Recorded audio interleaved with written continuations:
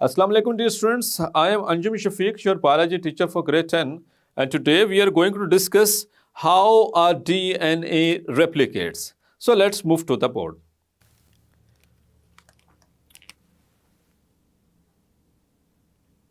Replication of DNA.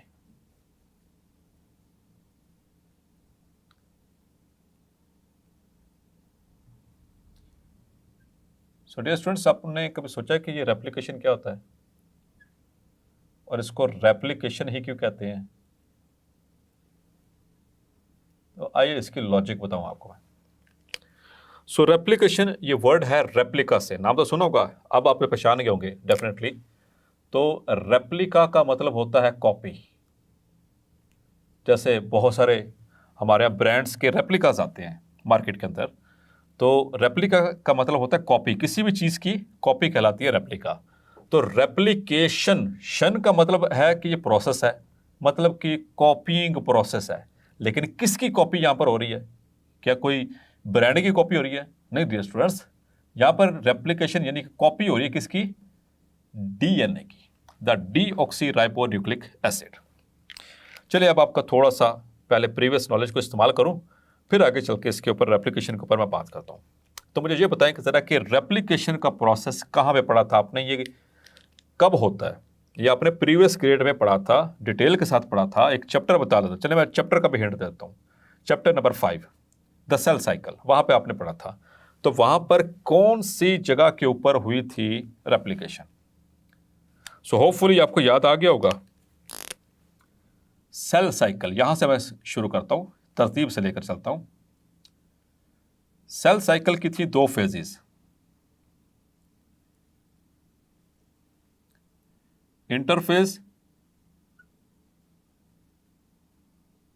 And mitotic phase.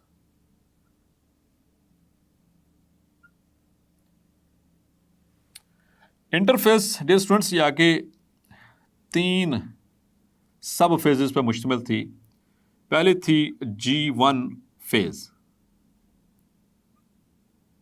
जिसको हमने कहा था गैप 1 फेज, जिसके अंदर क्या हुआ था कि बड़ी हाई मेटाबॉलिक एक्टिविटीज़ हो रही थी, सेल का साइज इनलार्ज हो रहा था, उसके अंदर प्रोटीन्स बन रही थी, उसके अंदर नाइट्रोजनस बेसिस बन रही थी, न्यूक्लियोटाइड्स की प्रिपरेशन हो रही थी, वगैरह वगैरह वगैरह। और उसके बाद दूसरी फेज थी, that was S phase,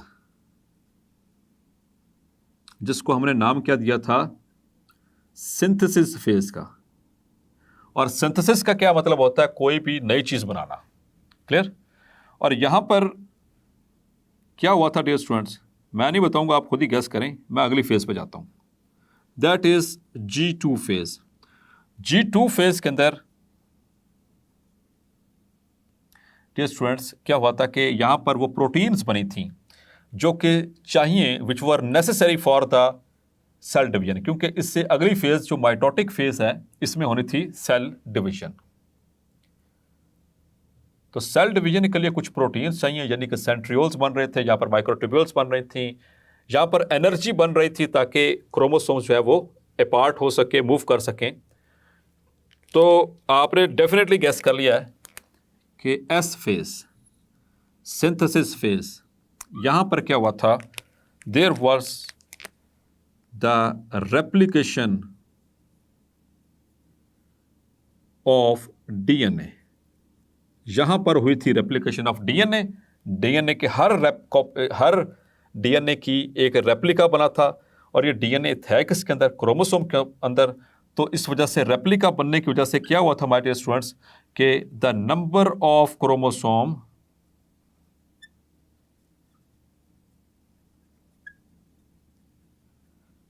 was doubled. तो नंबर ऑफ क्रोमोसोम क्या हो गया था? डबल हो गया था। मीन्स कि हमारे सेल के अंदर कितने क्रोमोसोम हैं? We have got 46। तो जब डबल होगा तो कितना हो जाएगा? 46 प्लस 46। क्लियर? क्योंकि डीएनए डियर स्टूडेंट्स यहां पर रेप्लिकेट हुआ। रेप्लिकेट का मतलब कि वो डबल हुआ। तो इसी वजह से डियर स्टूडेंट्स ये याद रखना आपने कि रेप्लिकेशन कौन सी फेज में हुई थी? It occurs in the S phase of interphase of cell cycle. तो ये आपकी थोड़ी सी मैंने बेस बनाई। आइए इसको डिफाइन करने की कोशिश करते हैं कि एक्चुअली रेप्लिकेशन है क्या। It is the process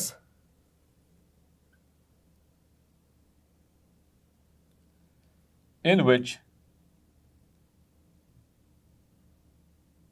the parental DNA, parental DNA मतलब जो पेरेंट्स की तरफ से डीएनए होता है, जो बेसिक डीएनए होता है हमारा, parental DNA is copied into two daughter DNA। तो उससे एक पेरेंटल डीएनए से बनते हैं दो डीएनए। इसको थोड़ा सा मैं डमी इसकी ड्रॉ कर दूं, फिर आगे चलते हैं। हमारे पास एक ये डीएनए, जब ये रेप्लिकेट होगा तो उससे बनेंगे दो डीएनए।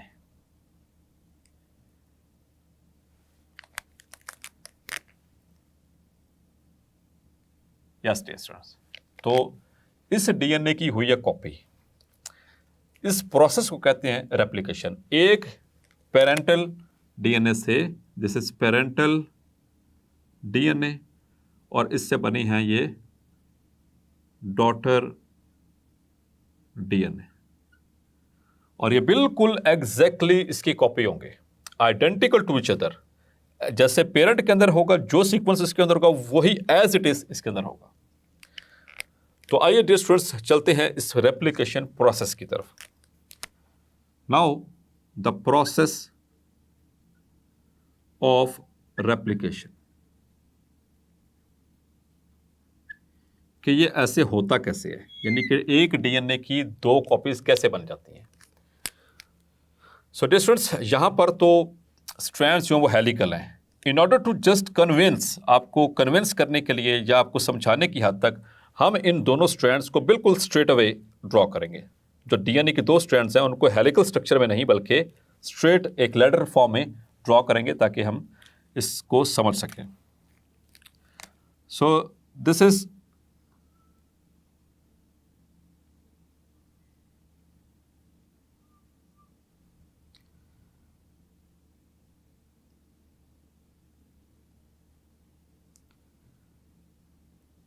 द पेरेंट डीएनए, और ये है उसकी बैकबोन, और इसके अंदर वाली साइड पे क्या होता है dear students, these are the nitrogenous bases जो आपस में लिंक हैं।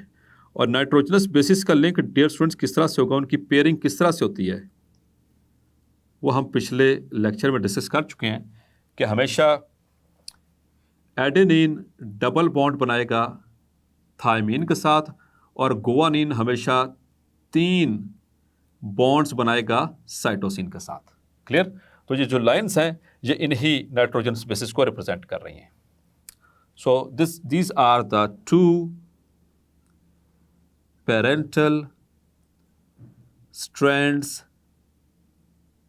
ऑफ डीएनए, ये आपस में जुड़ी हुई हैं। तो पहला स्टेप क्या होगा डियर स्टूडेंट्स, कि इन स्ट्रैंड्स को आपस में से जुदा करना है।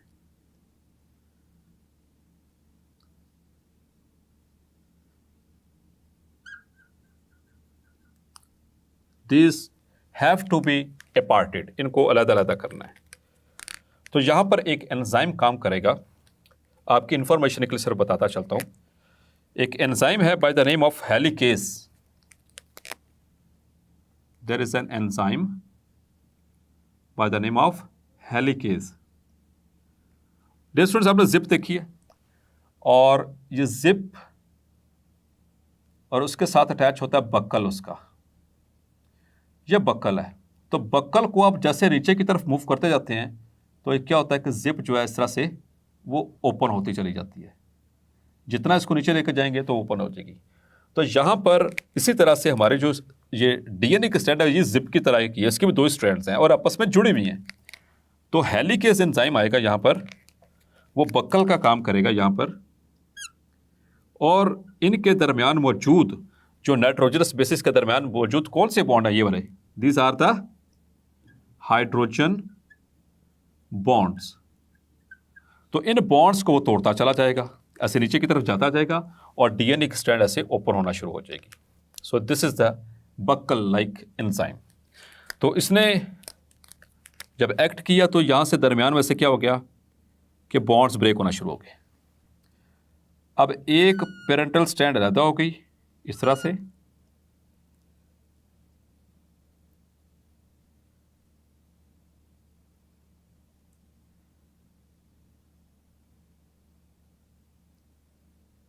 लाइक दिस, और दूसरी इसी तरह से वो भी मौजूद है, वो भी अलग होगी, क्योंकि दरमियान में उस एंजाइम ने इनके बॉन्ड्स को ब्रेक कर दिया। तो डियर स्टूडेंट्स, आपसे पूछा जा सकता है कि इनके कौन से बॉन्ड ब्रेक हुए हैं यहाँ पर। तो इनके दरमियान में बॉन्ड थे हाइड्रोजन बॉन्ड्स, उनको ब्रेक किया उस एंजाइम ने। क्लियर? अब ये अपार्ट हो गए। अब इन दोनों, ये जो दोनों स्ट्रैंड्स हैं, they will act as the template strands. These two are the now template strands. Dear students, template किसे कहते हैं?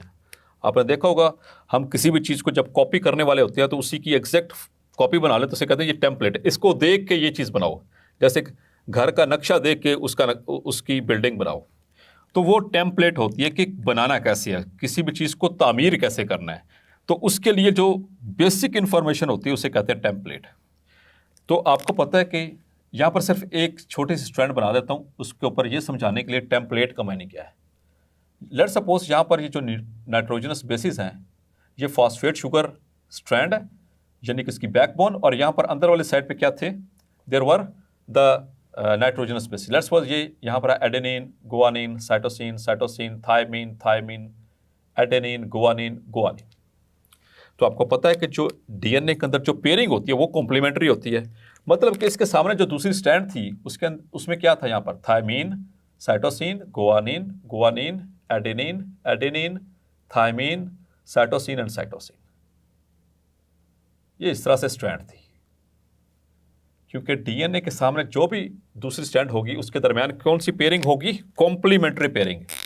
कॉम्प्लीमेंट्री का मतलब कि हमेशा एडेनिन के साथ थायमीन, गुआनिन के साथ साइटोसिन, साइटोसिन के साथ गुआनिन और थायमिन के साथ एडेनिन।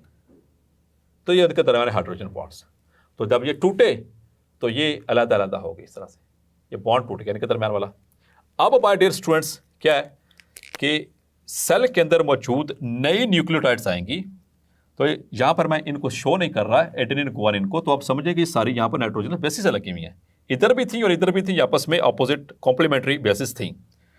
तो जो जैसे जैसे कॉम्प्लीमेंट्री बेस है यहाँ पर, जैसे कि एडेनिन है तो इसके सामने नई थायमिन आके लग जाएगी, यहाँ पर थायमिन, यहाँ पर दूसरी इसके कॉम्प्लीमेंट्री, ये नई नाइट्रोजनस बेसिस आकर इसके सामने अटैच होती चली जाएंगी लाइक दिस, और ये स्ट्रैंड मुकम्मल हो जाएगी इस तरह से। तो ये एक डीएनए बन गया। इसी तरह से दूसरी जो टेम्पलेट स्ट्रैंड थी जो अलहदा हुई थी वो इस तरह से यहाँ पर, और ये भी इससे भी ये दूसरी स्ट्रैंड बनेगी डियर स्टूडेंट्स। तो डियर स्टूडेंट्स, आपने देखा कि जब ये दोनों स्ट्रैंड्स अलहदा हुई थी तो दोनों बिहेव कर रही थी एज ए टेम्पलेट, मतलब कि इनके ऊपर वो ओरिजिनल कोड मौजूद था नाइट्रोजनस बेस की शक्ल में। अब नए जो नाइट्रोजनस बेसिस आई हैं वो सिंपली उसकी कॉम्प्लीमेंट्री पेयरिंग के हिसाब से अटैच होती चली गई और वो दूसरी स्ट्रैंड साथ में बन गई। अब इस अगर डीएनए की बात करें तो इसमें ये वाली जो स्ट्रैंड है ये पेरेंटल स्ट्रैंड है, जिसको हमने कहा था that is the template strand. ये टेम्पलेट स्ट्रैंड कहलाएगी। तो यहां से आपसे पूछा जा सकता है कि कौन सी स्ट्रैंड टेम्पलेट होती है, that is the parental strand. और यहां पर जो आपको ब्लू कलर में जो स्ट्रैंड्स नजर आ रही हैं, this one, these are the newly synthesized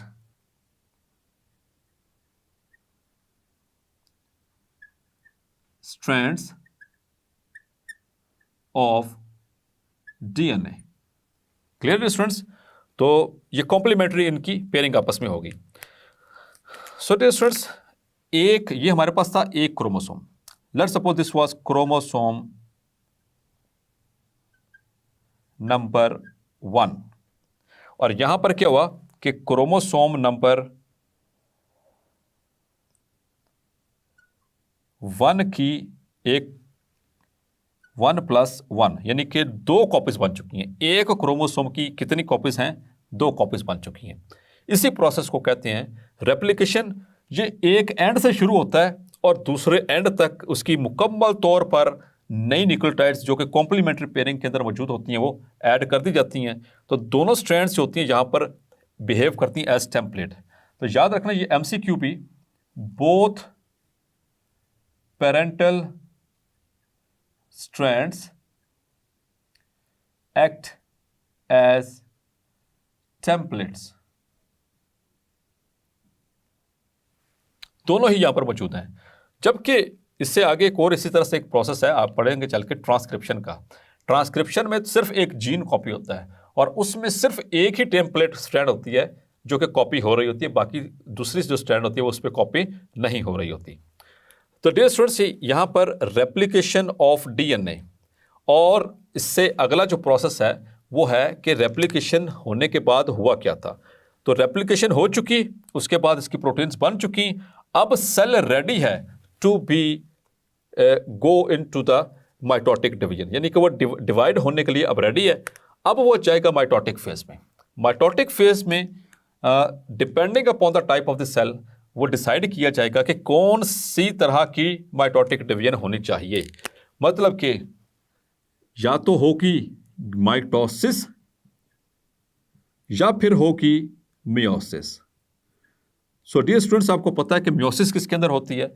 gamete sales के अंदर हो रही होती है। और माइटोसिस आम तौर पर जो सोमैटिक सेल्स हैं हमारे, यानी सोमैटिक सेल्स, ये भी आपने ज़हन में रखना है। हमारी बॉडी में 2 तरह के सेल्स, सोमैटिक सेल्स और दूसरे होते हैं germ line cells. Somatic cell से बनती है body except the reproductive system, और जर्म लाइन सेल्स से बनते हैं गैमीट सेल्स। और गैमीट सेल्स कौन से होते हैं dear students? Egg cell and sperm cell. तो इस तरह से ये आगे डिपेंड करेगा कि कौन सी सेल डिवीजन होनी है। तो लेकिन उससे पहले सेल डिवीजन होने से पहले रेप्लिकेट हो चुका होगा, तभी उसके अंदर डिवीजन होगी। एक और आपको यहाँ पर एक इंटरेस्टिंग फैक्ट बताता चलो डियर स्टूडेंट्स, कि मियोसिस हमने पढ़ा था कि ये 2 फेजेस में हो रही है, मियोसिस 1 एंड मियोसिस 2। एक इंपॉर्टेंट और बहुत ही मज़े की बात है ये कि मियोसिस 1 में जाने से पहले सेल तो जा चुका है, रेप्लिकेशन उसकी हो चुकी है, यानी वो एस फेज से गुजर चुका है। लेकिन एक इंटरेस्टिंग बात यह है कि जब सेल मियोसिस 2 में जाएगा तो यहां पर जो एस फेज है वो नहीं होगी। मियोसिस 2 के अंदर जो एस फेज है नहीं होगी, क्योंकि ये सेल था, इसके पास थे 46 + 46, ये 2 में डिवाइड हुआ, मियोसिस 1 हुई, मियोसिस 1। तो ये 2 में डिवाइड हुआ तो ये इनके कितने क्रोमोसोम आ गए? इसमें भी 46 और इसमें भी 46, क्योंकि इससे पहले इसकी रेप्लिकेशन हो चुकी है। अब जब मियोसिस 2 होनी है तो इन दोनों से 2-2 सेल बनने हैं। तो अब इनके अंदर कितने रह जाएंगे? 23। तो ये कब हुआ? जब मियोसिस 2 हुई। लेकिन अगर ऐसा होता कि मियोसिस 2 में भी फिर रेप्लिकेशन हो जाती तो ये 46 + 46 दोबारा से हो जाता, और जो गैमीट सेल्स बनते उनके अंदर फिर 46 हो जाता। तो इसलिए तो आपने ये मियोसिस का सिग्निफिकेंस पढ़ा था कि ये नंबर ऑफ क्रोमोसोम को मेंटेन करने में हेल्प करती है during the formation of offsprings, यानी कि अगली नस्लों के अंदर क्रोमोसोम नंबर को भी मेंटेन करती है। सो होपफुली आपने ये चीज़ें सारी क्लियर कर ली हैं। फिर उसके बाद अगले लेक्चर में हम वर्किंग ऑफ DNA के एतबार से डिटेल से बात करेंगे। उसमें भी क्रोमोसोम, इसमें जीन्स कहाँ पर होते हैं, उसकी जीनोटाइप क्या होती है, जीनोटाइप्स की आगे कौन कौन सी टाइप्स होती हैं, उसमें लोकस क्या होता है, उसको हम डिटेल के साथ देखने वाले हैं। सो डियर स्टूडेंट्स, आपने नोट किया कि एक पेरेंट DNA से किस तरह से 2 डॉटर DNA बन जाते हैं। आपने कभी यह भी गौर किया है कि बार बार जब भी हम इस हवाले से सेल डिवीजन की बात करते हैं तो मदर सेल और daughter cell, mother cell divide करता है तो उससे डॉटर सेल्स बनते हैं, यही टर्म्स इस्तेमाल करते हैं। हमने कभी ये क्यों नहीं कहा कि father cell and son cell. So आपने इस बात को सोचना ज़रूर है। अगले लेक्चर में इंशाल्लाह मैं इसको ज़रूर डिस्कस करूंगा आपके साथ और आपसे आंसर जानने की कोशिश करूंगा। सो अंटिल देन अपना ख्याल रखिएगा। अल्लाह हाफिज़।